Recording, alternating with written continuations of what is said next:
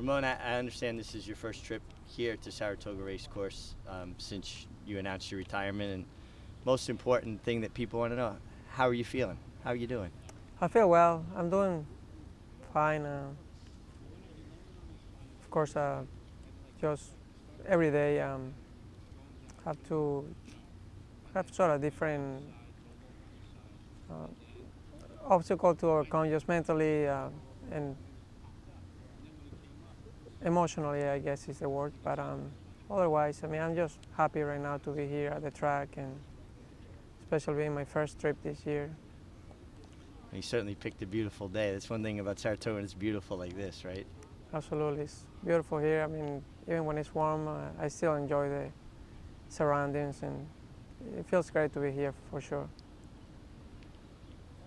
Have you given any thoughts yet, and you're still very new, about your plans for the future, things that you may like to try to do? Right now, I'm still on recovering mode and just taking it one day at a time. You know, we were at different points in our career, but my career ended sooner than I wanted it to, although I was more towards the end of my career. It's obviously very difficult for you to walk away from the sport you love, and you were so good at it. You were so great at it. Just how has it been trying to come to terms with that? Well, it has been a challenging process, to say the least. And I had so many great memories and experiences along the way that I often think about them while staying optimistic about the future. Well, that kind of brings me to a question I was going to get to later, but you had such an amazing career with so many highlights. Maybe you would share with me a couple of your personal favorites. Sure. There were many, and winning any of the 3 Breeders' Cup races, I felt like it was a big accomplishment, and I still do. And last year's Saratoga, it was one that I will never forget.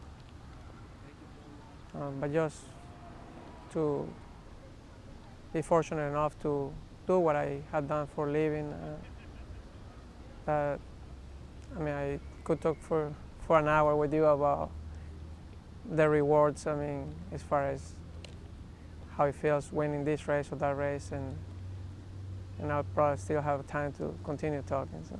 Well, let's do this. Give me top 3 or 4. Not trying to offend anybody. Horses that stand out to you. It's fine. That's a difficult one because I mean, all horses have a special place in my heart. And of course, I mean, there's the Better Talk Now, who I won my first Breeders' Cup with, and I had a lot of success with. Gio Ponte was a great horse, Howard the Grace, and you name it. But of course, there is also the horses that probably didn't get as much recognition, but to me, they really caught my eye, like Fabulous Strike. I mean, to me, he was an amazing animal, and I really was amazed over and over about his abilities and how good of a horse he really was. You had this, excuse me, you had this uncanny ability to get horses to relax. Now, last year's Breeders' Cup with Little Mike, I had a hard time seeing him get a mile and a half, but I thought if he had any chance to win the race, he would go to the lead and set soft fractions like you stole the Arlington Million with him like that. I never could have anticipated he would win the race from off the pace. How did you have the confidence to do that with a horse like him, who was pretty much a confirmed front runner? Yeah, and I tell you what, I cannot really take all the credit because it wasn't really by design that the race set up that way. Dale and I spoke about sort of our strategy prior to the race, and of course, given the opportunity, the thing that we would like to do is go to the lead, as he has proven in the past that was his preferred style. But he also told me, Ramon, if the gate opens and you have to adjust.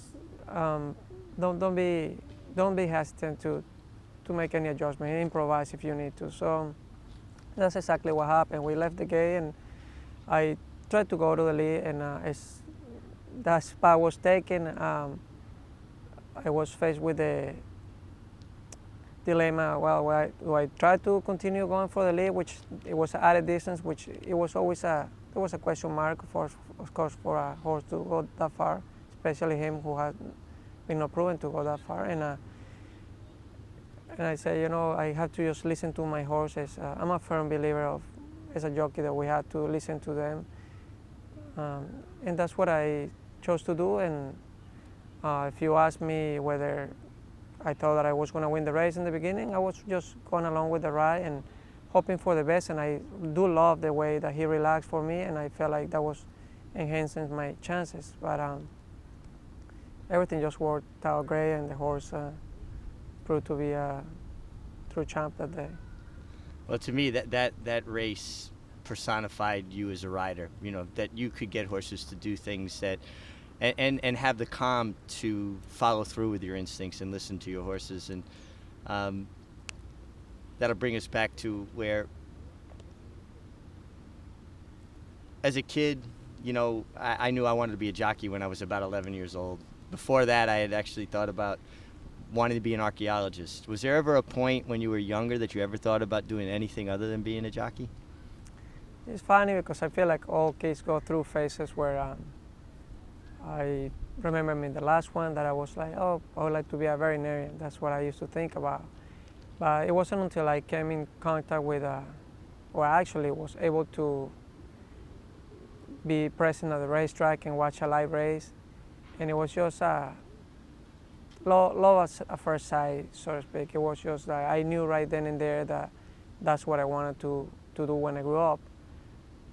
I was probably like 13 years old at the time, and I'm sure my dad thought there was something, as most kids go through in life, oh, I'm going to be a baseball player or a fireman, and that will soon pass. But as the time went by, my passion really became an obsession, and it really didn't subside at all, and I just knew this is what I wanted to do. And I always kept that in mind as I went through my career, and even when tough times came, to know that I was so fortunate that as a kid I was able to pursue my dream, and not only just the fact to be able to ride races, that would have been a big achievement, but to have been given the opportunity to do well as I did, that was just like beyond what I could have dreamed of at the time. What are you doing with your days now? How do you fill the hours? What do your days consist of? Well, my wife and I have been spending a lot of time with our two boys, which is nice. And I have also been helping around their house, which that part is not too exciting. I know you like to cook. You're doing much cooking? Yeah, I have been doing some cooking. Yes, that continues. Yeah. Have you been watching racing at all? Following Saratoga at all? I have been checking on the results, and quite honestly, I have purposely tried not to watch races too often. I'm just not ready for that yet. Sure. You're aware of Johnny Velasquez passing Jerry Bailey for the all-time leading rider up here. Your thoughts on Johnny and that accomplishment? Sure. I was aware of that. I read that actually, and I'm very happy and proud of him. He, that's really a big deal to me, to be the all-time leading rider in Saratoga. That's one of those things that is easier said than done. But it's not surprising at all, because Johnny's an amazing rider and a great person as well. We've seen some riders make comebacks after their initial retirement. Most recently, obviously, Gary Stevens, high profile. Do you think there's any possibility for that for Ramon Dominguez? My passion for the sport will never change. And that alone gives you hope. But then the facts happen to get in the way. I think that you'll see, when people ask you after a while, like, you get frustrated because it was not your choice to stop. It was imposed by doctors and for your well-being. And the fact that your wife, your children have you, and we have you as a man, because this is what I'd say, as great a rider as you were, you're an even better person. So I hope that people respect and understand that this was not your choice. This was something that, unfortunately, was imposed on you. Thank you. Yes, that has been a difficult aspect of this process that I had gone through, because just to come to terms that a big part of your life, your career, is changing. It's not easy, but difficult part as well has been that trying to, sometimes when somebody tells you, oh, well, you look fine, and how come? And unfortunately, people don't know much about brain injuries or the type of injuries that I had.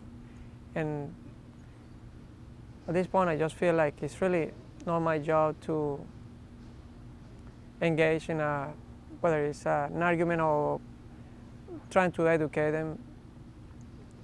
All I can do, because I know that there has been many people that follow my recovery process and have been concerned about everything that has happened, and I just try to really deliver the message, and some of them as I perceive. And but as you mentioned, this is not something that I chose to. Oh, I'm not gonna cry. I guess anybody really will understand that this, unfortunately, is something that the doctors feel like is for my best interest, given the type of injury that I sustained. Yeah.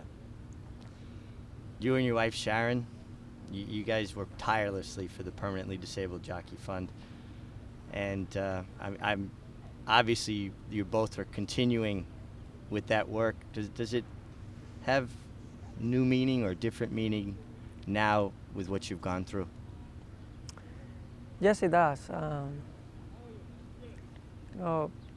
I always, as most jockeys, been supportive of the PDJF, and thought that I understood the importance of it. But now I'm more aware of how the PDJF really help the guys and girls who really need them, and I feel like really that we all should do a little more to contribute to their cause. Ramon, I can't thank you enough for sitting down with me. It's great to see you. You look tremendous, and can't thank you enough. Thank you. Thanks very much. Great being here, and I'm gonna for sure enjoy my time here in Saratoga.